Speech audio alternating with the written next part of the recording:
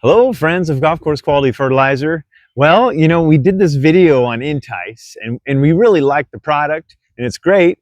And later on, I started noticing there's still some ants. Now, I've seen quite a few ants actually kind of disappear, but there were still areas that had some ants in it. And so I started doing some research and realized that there's 3 ants on this bag that particular product doesn't cover. And most of them we don't have to worry about, or at least 2 of those 3 we don't have to worry about.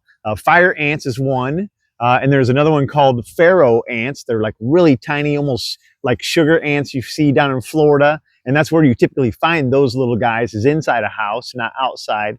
And then the most prevalent, the one that I keep finding in the yard, is the harvester ant.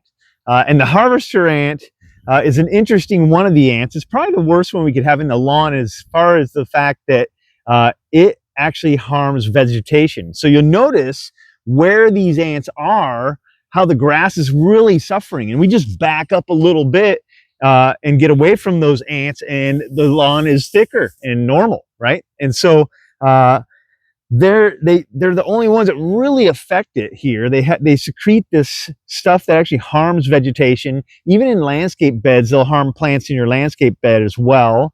And so we had to go and find another bait product, because bait is the best way for ants, that will cover these guys. And ironically, this other bait we found works great on the fire ants and on these harvester ants and a bunch of other ants. But some of the ants that the Entice covers, like the carpenter ants, that one doesn't cover. So I should have realized this, because when I was at Purdue, I had this biochemistry class, and I had to do a book report, which I am not a book report kind of guy. But my book report was on the scientists who discovered new ant species in some rainforest over in Africa, and finding out there's like just so many different varieties of ants and how different they are from each other and how many there are.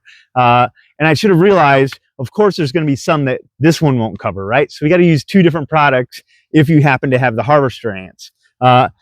Some people have them. The sandy soil people have them. If you got clay soils, they're typically not in there, right? It's funny, they feed on mushrooms, and they feed on seeds. And so how ironic that we're having so many seeds going on, and it seems like the ant population is blowing up at the same time. Not to mention we're seeing lots of mushrooms and stuff like that. So, I mean, the food is in a plenty for these harvester ants. And don't start to play with them, because their sting can be pretty bad. I got bit a few times doing our garden, not realizing what the kind of ants these were. And they really irritated, worse than a mosquito bite would. And so, you just got to be careful. You don't want to get tons of those bites. It could send you in the hospital. So you got to be careful. But there's many different types of ants that can do the same thing, right?